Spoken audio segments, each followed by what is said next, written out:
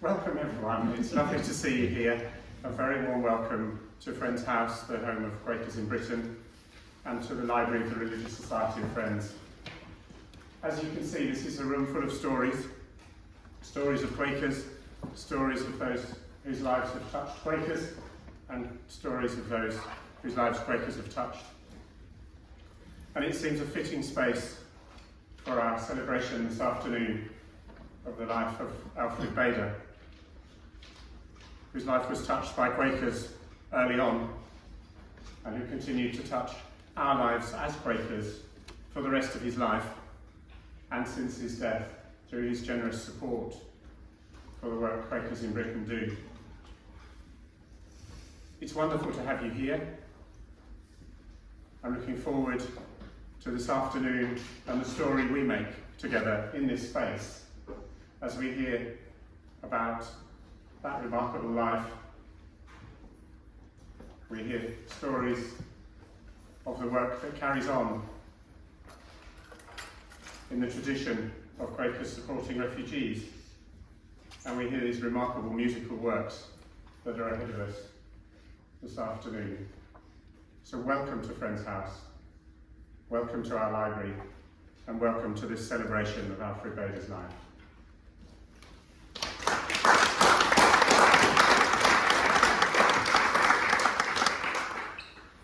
Thank you, Paul. My name is Dr. Toby Simpson, and I'm the director of the Wiener Holocaust Library. And it's my privilege to be here today and to join this welcome of all of you to celebrate Dr. Alfred Bailey's 100th birthday. I'm representing the Wiener Holocaust Library, which is Britain's largest and the world's oldest Holocaust archive. And I'm doing so as part of a partnership, which is also going to be showcased here in this celebration, a project called Reawakening Suppressed Music. And that project has, I think,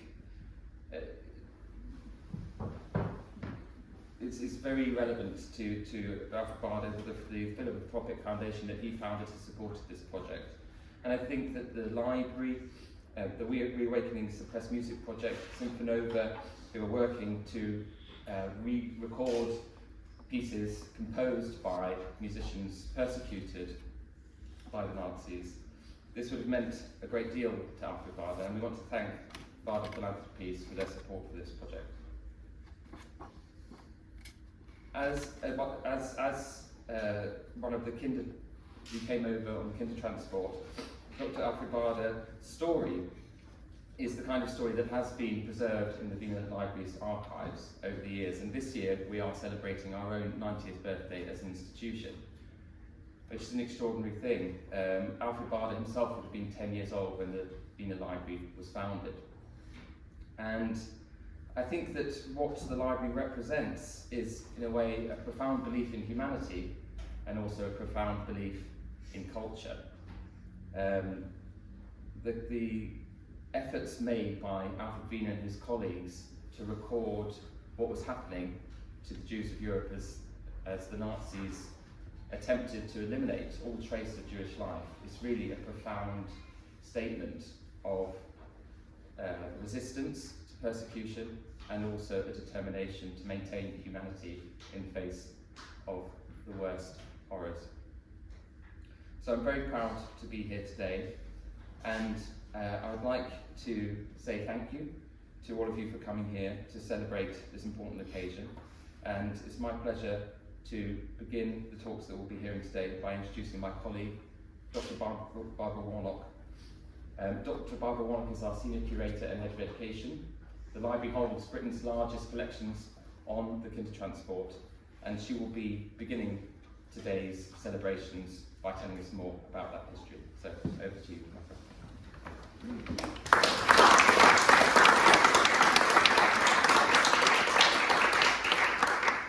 Okay, thank you very much, Toby and Paul, and it's great to see you all here today. So I've been asked to just give you a bit of an introduction to the subject of the Kindertransport. So as Toby says, we're a very kind of central organisation for holding the records in Britain of these events. So it's very kind of suitable that we're here talking about that today. So I've only got 10 minutes, it's very brief, it's quite a complex topic. It affected over 10,000 people in terms of the children that came, but I'll do my best just to sort of whistle through it in 10 minutes. So, the Kindertransport was the rescue of approximately 10,000 mainly Jewish children, mainly from Germany and Austria. There were some who also came from Czechoslovakia, Poland and the Netherlands as well.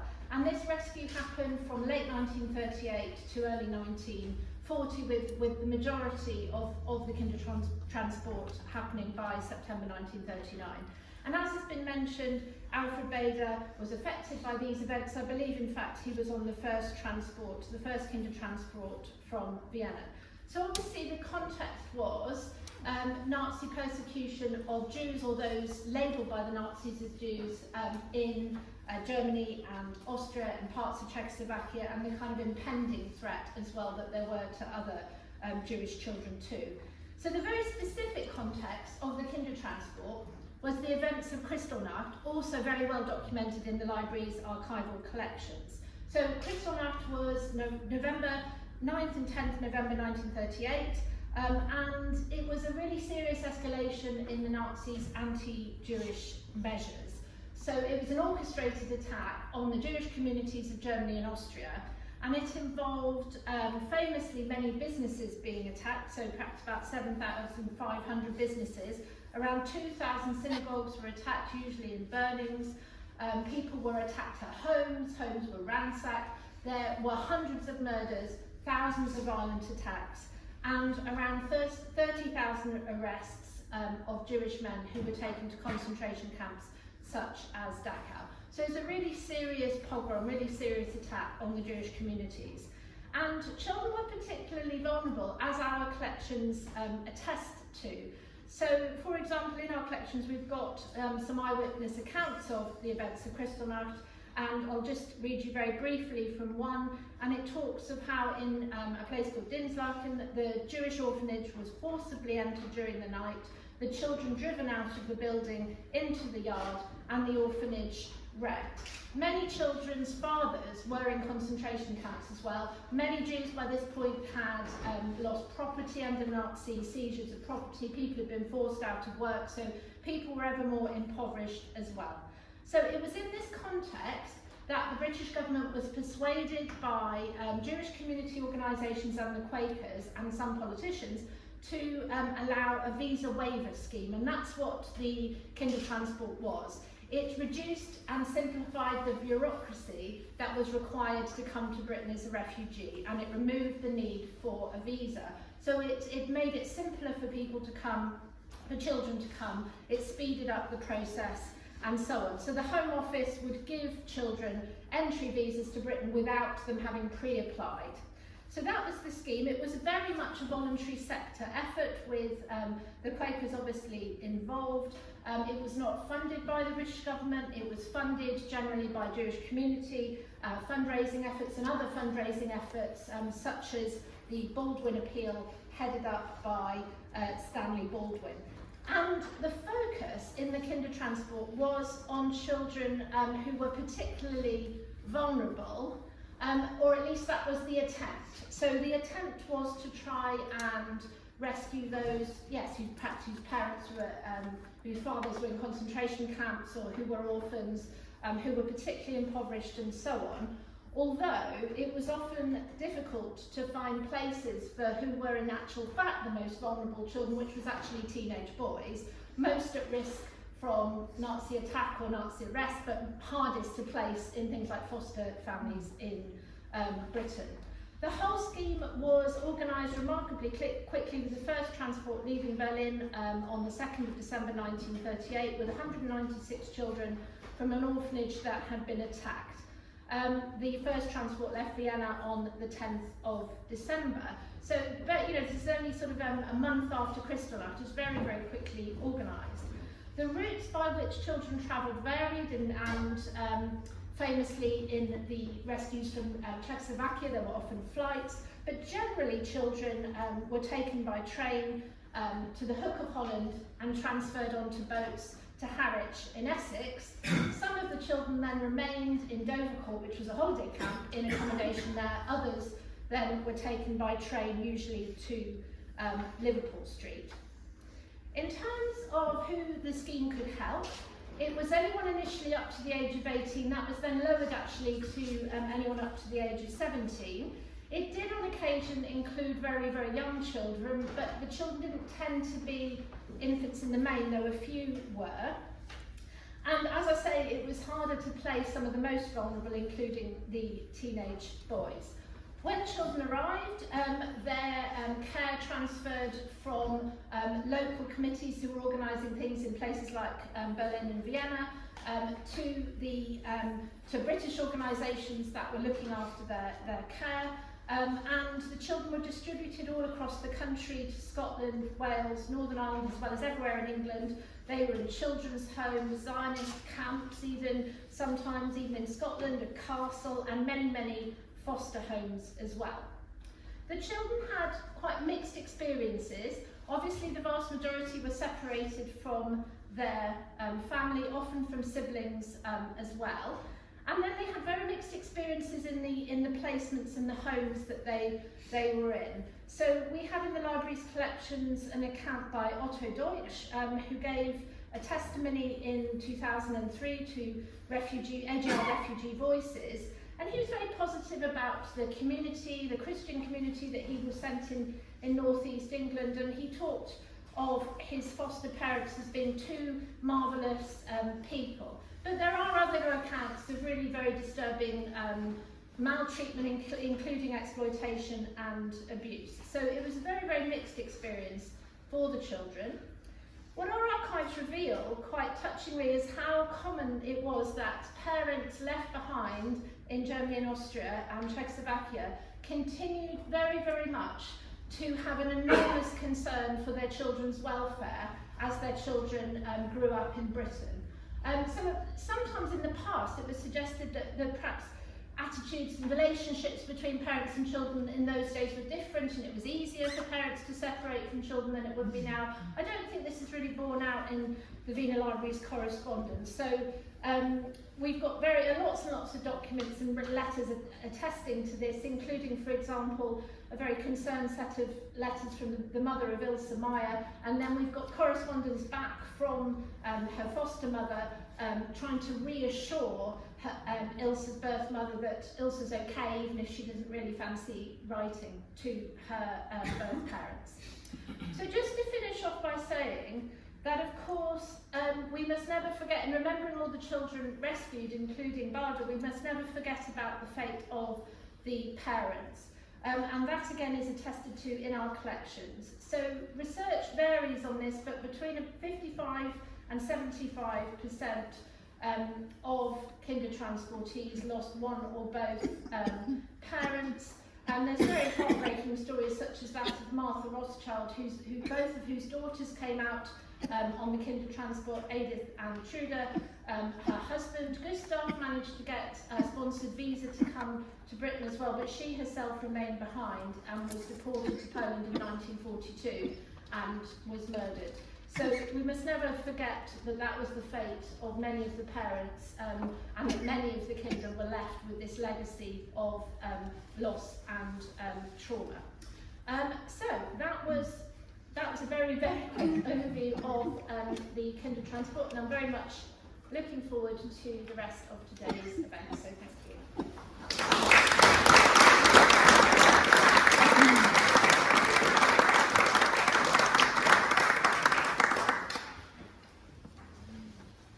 Alfred supported, discovered, and was keen to help undiscovered people, young people who were lost. He did a lot of that unbeknownst to many people. It wasn't even known that he had done that. We have the privilege today of performing 3 premieres. 2 of the pieces have never been performed in public, and it's thanks to Donemus Publishing in Holland that this music is even available. So these young people older people, it doesn't matter, whose voices were suppressed and would never be heard, are now going to be heard for the first time by you, here.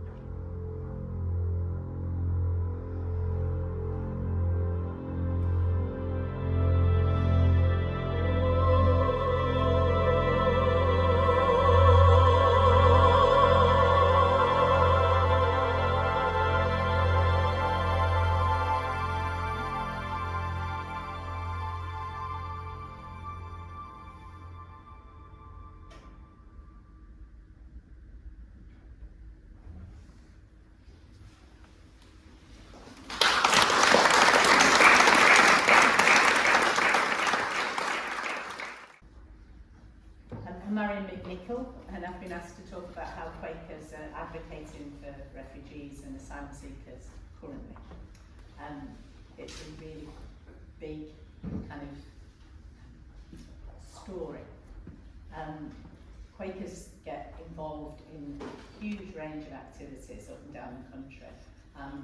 My personal experiences have been a trustee on a refugee support group, of helping furnish a house for a family that were arriving, of moved to settle 7 years ago, and we now bring people out from Blackburn, from Leeds, from Bradford for day visits to see our waterfalls, for instance, in the Yorkshire Dales. So people do English lessons, cooking, a whole range of things like that.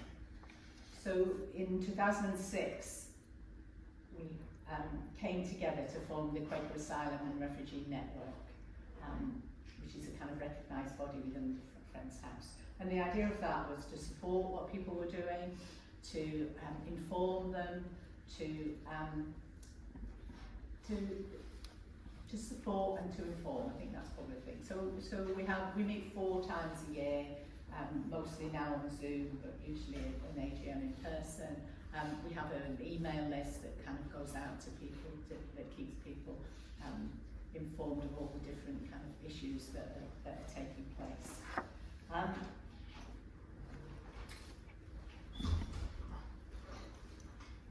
So in terms of the steering group, many of the people on the steering group, what we try to do is link in with some of the national groups that are taking place. So we have people on the steering group that work with the Church's Refugee Network, and they come and feedback on that. Together with Refugees, which is another kind of network that pulls organisations together.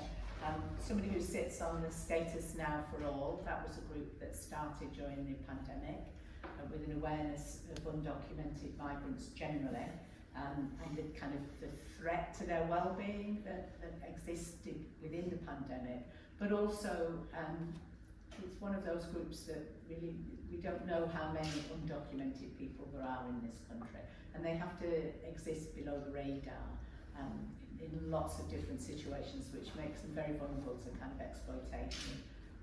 So that's a group that really focuses on requesting status now for all those undocumented people. We're part of the Fees campaign. The British government decided a few years ago that it was going to have a self-financing Home Office. Think about it, friends.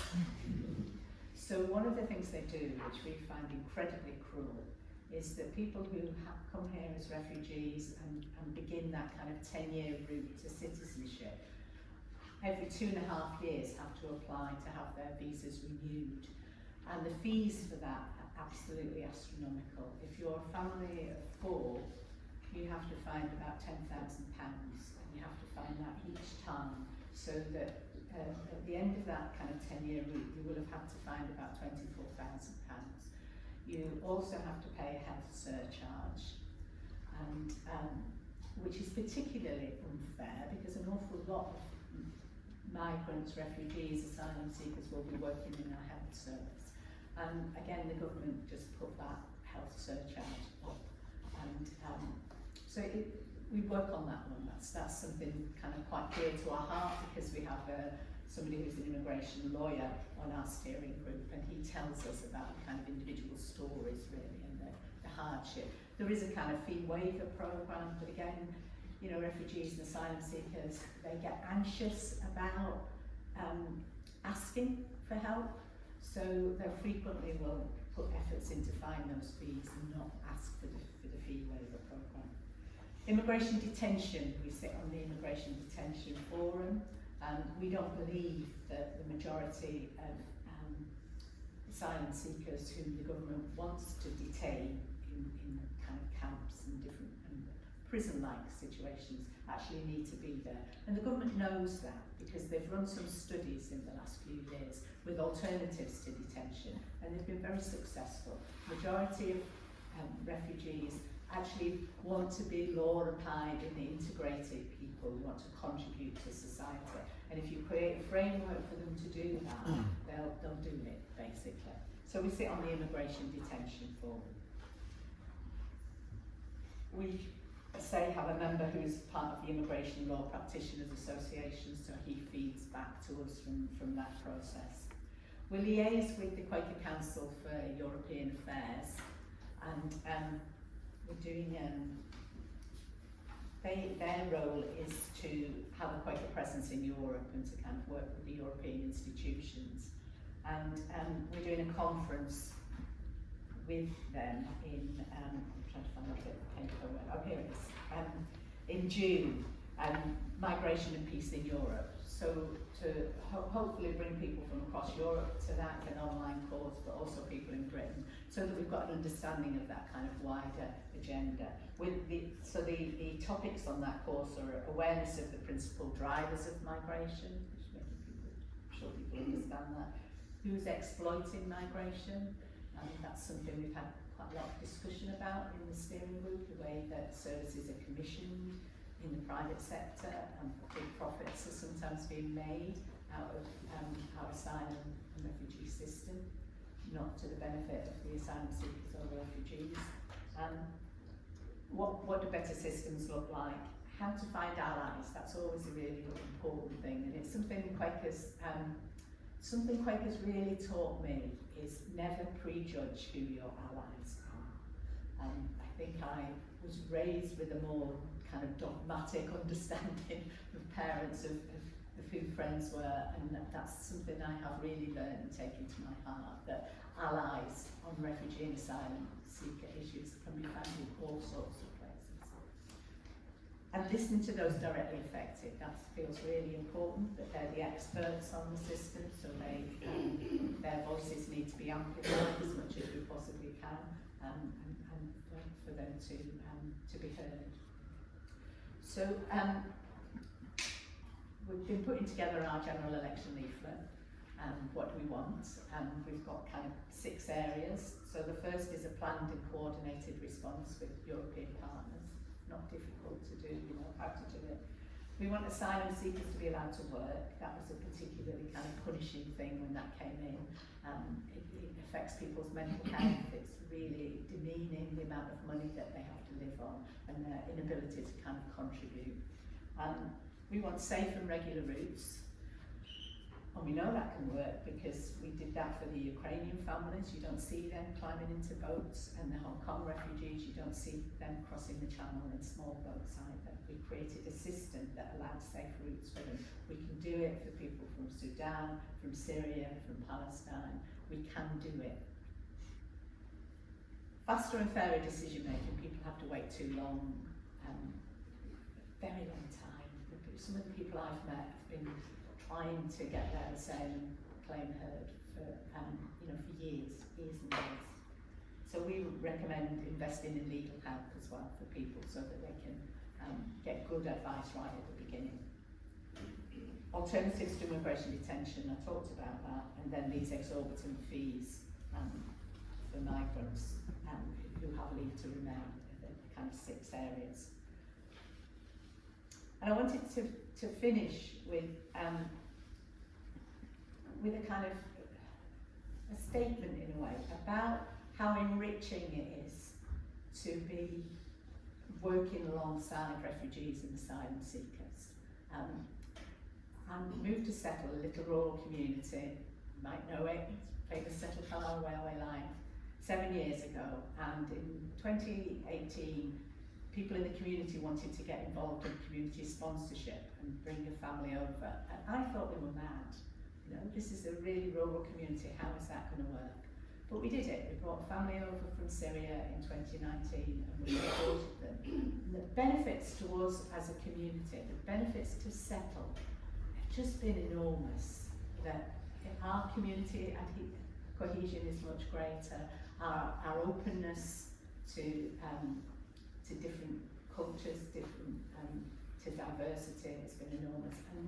And that's something that we just need to shout out much more loudly, that we all benefit from welcoming people from right across the globe, really. That what we've got in common is we've got much more in common than we have that separates us, and it's so enriching to be helping and working alongside refugees and asylum seekers. So I'm hoping told you everything I intended to say. Quaker Asylum and Refugee Networks, as I say, we meet 4 times a year. We've got an email list, we've got a website, and we encourage anybody who's involved in helping Quaker, helping refugees and asylum seekers to just come join us.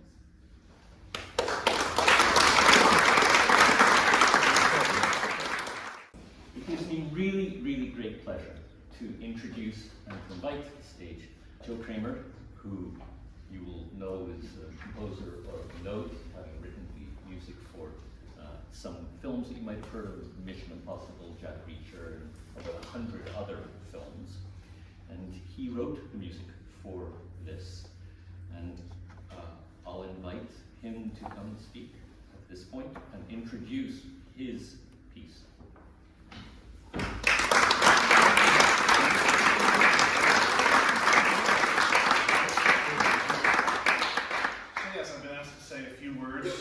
Keep it under 2 minutes, which as a film composer, I'm used to working with a limited number of minutes and seconds and making it all fit.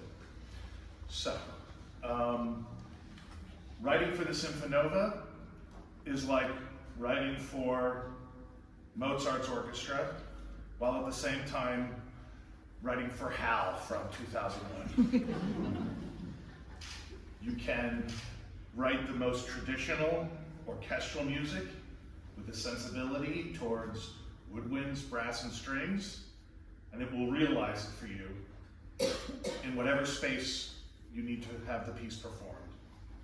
While at the same time, you could conceive a piece that would be impossible for Mozart or Beethoven to put together. I could have 60 cellos and 90 horns. I could do whatever I want. I could mix electric guitars in, or space age vocal effects, fly you around the universe. All with this cutting edge technology that's marrying the oldest techniques in the creation of music with the newest. And as a composer, that's very liberating, because 20 years ago, if we were celebrating this event, it would have been a piano and a flute and a cello, and it would have been beautiful, but it would have contextualized what I could write. And instead, I could write whatever I wanted. So I wrote a big orchestral piece, and we can play it for you today, and Shelley will conduct it. As he said, you will see. He is intrinsically and profoundly connected to the music he'll be conducting. The other thing I want to say very quick is that what you're going to hear is actually the second version that I wrote. Because the first one I wrote, I shared with Shelley. I never had the privilege of knowing Alfred or Isabel. So what I knew of them, I knew from research I did on the internet. And Shelley said, what you've written is a beautiful piece of music, but it's about Alfred's CV. It's about the facts of his life. And it's presented it in a way that reveres that and respects that, but isn't Alfred. And then he told me a story about Alfred being in his later in life, early 70s, being named commander of the British Empire. And in typical fashion, he and Isabel took the bus to the ceremony at Buckingham Palace. And they got on the wrong bus. And the bus driver noticed them sort of panicking, looking at their watches, looking out the window. Where are you trying to go? Oh, we're going to Buckingham Palace. Oh, this bus doesn't go there. But rather than get off the bus, rather than push them off the bus driver got on the PA and said, we've got 2 people who need to get to Buckingham Palace. We're rerouting the bus. And so, like a scene from a Hugh Grant movie, the bus is tearing across London to get them to the Queen on top. And that's what you're going to hear. So thank you very much.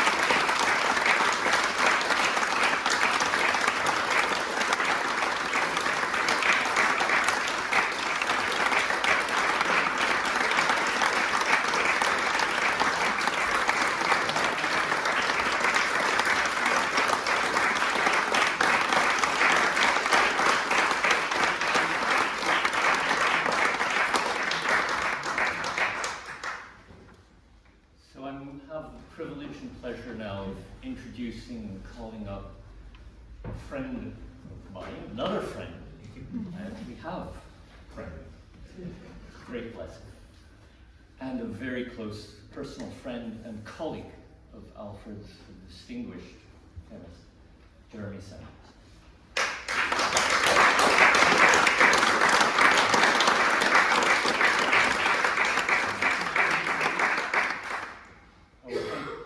Thank you very much, Shelley. It's a great privilege to be able to contribute to this very moving celebration of Alfred. Shelley's asked me to talk about Alfred and his chemistry and as a person, but actually I'd like to add an entirely spontaneous postscript, a comment that Marian made, and that's about the so-called health surcharge imposed by the government on those coming to this country. 10 years ago, I was responsible for all of the staff at the University of Cambridge. We have thousands of staff who come from abroad to work in Cambridge, and they all have to pay this so-called health surcharge for themselves and their family before they arrive in Britain. And supposedly it's about paying the NHS to look after them. If for any reason, after they've paid that surcharge, they can't come to Britain for all kinds of reasons, there is no refund of that surcharge. It's nothing to do with health, it's just a punitive tax. Anyway, let's turn to happier things and talk about Alfred.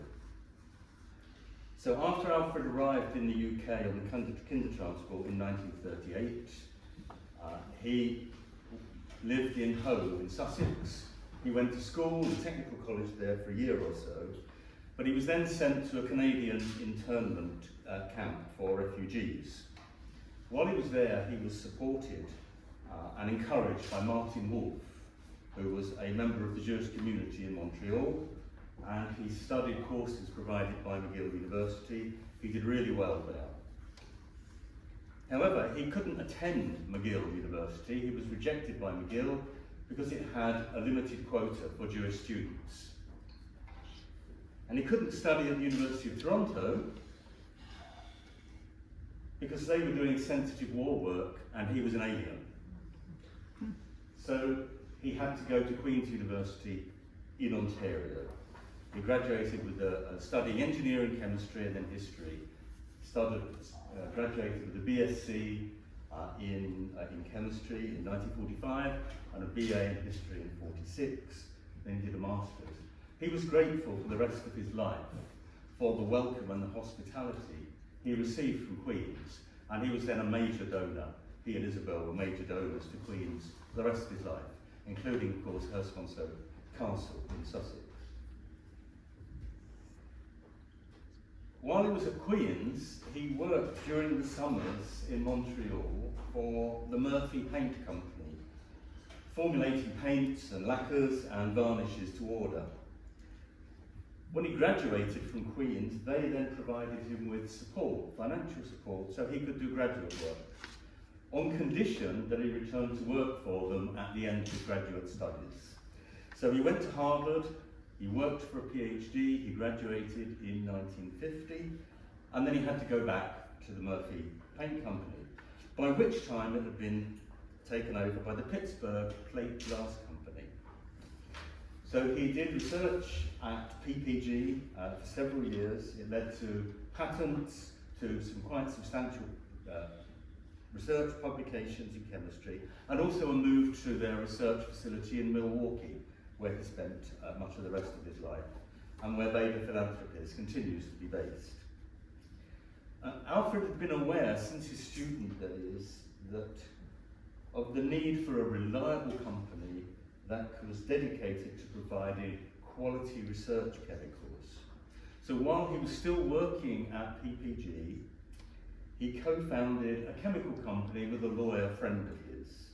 The company was called the Aldrich Chemical Company, and it was named after his co-founder's fiancée, Betty Aldrich.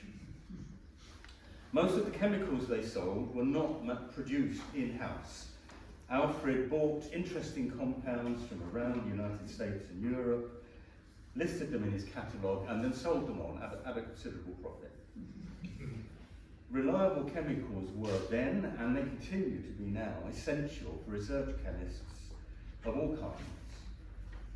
Reliable chemicals that you can buy in, save you time, they save you work, they are standardised, they are reliable, and they improve the reproducibility of one's research. The Aldrich Chemical Company catalogue, they published a massive catalogue, eventually contained 50,000 substances in it. Many of them were very common chemicals, but there was also a huge library of rare chemicals that Alfred was really proud of. That catalogue was full of useful information about the properties of those compounds too. So it was a constant companion for those of us who were doing research in the days before you could look everything up online and with Google. We had a physical catalogue to look at and to read. The company grew partly organically and partly by taking over others. So at various times it was known as Sigma Aldrich.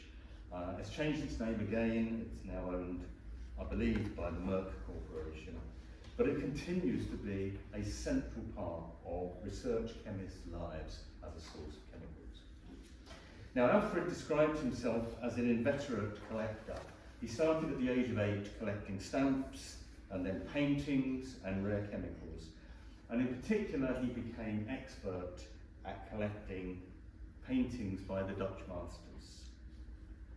The annual catalogue, the Aldrich Chemical Catalogue, and the newsletter, which he called Aldrich Chemica Acta, always had a cover which was a beautiful, high-quality reproduction of one of his paintings that he collected, together with a learned commentary. So mixed up with the catalogue of new esters and alkaloids and so on, was a description of the wonderful Dutch painting. I grew to know Alfred and Isabel because twice every year they came to the UK and they toured the UK's chemistry department. I never knew when their visits were going to happen, but I could have worked it out because actually they were always the week before the Dutch Masters auctions.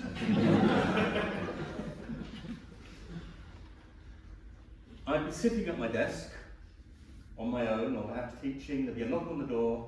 Alfred and Isabel would come in and sit down, and Alfred would say, "Is there anything you need?"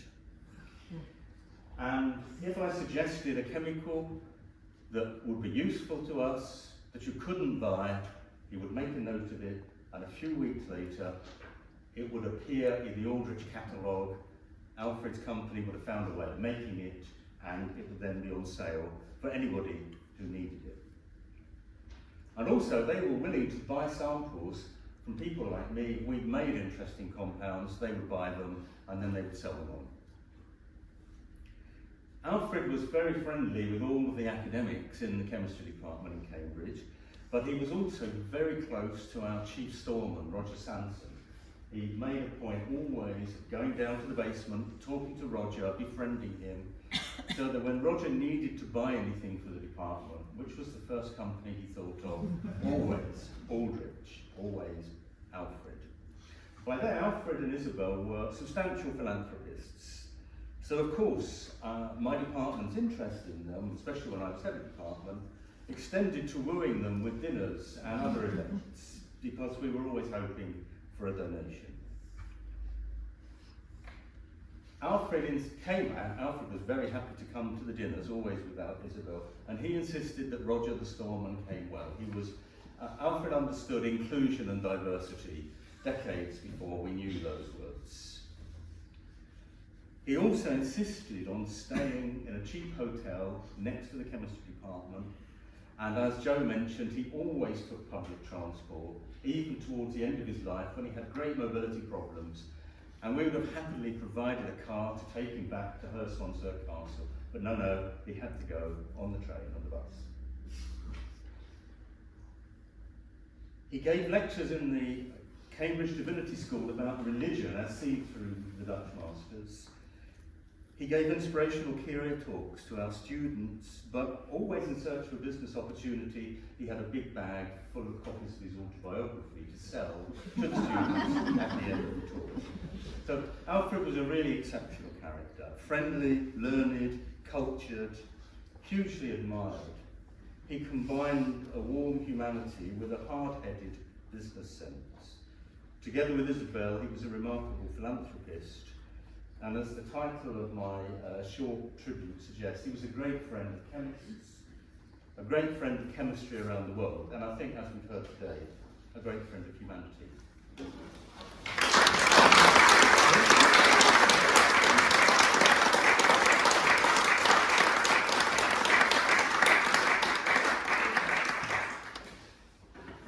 So, as the last piece in the program, I'd just like to quickly thank or mention a couple people without whom this program wouldn't have been possible. Especially, I'll start just because I am with Symphonova and with the Suppressed Music group. So I want to thank in particular Wiener Library for having agreed to take on the responsibility for the suppressed music and for bringing it back to life. The Donemus Music who are here today, and to Abigail, my colleague and director of this company, who makes sure that we actually survive and can do what we do for you today, and to the person, the mysterious person sitting behind the computer over there, Goran Trubrilo, the director of our score productions and the manager of all this magic, because all that I'm really doing here is entertaining you. He's the one who does the real work. But it would not be possible without them. I also would wish to thank very much the Quakers for providing us with this magnificent library and this event and this commemoration for Alfred, because of your own connections with Alfred and with refugees, whom he was one.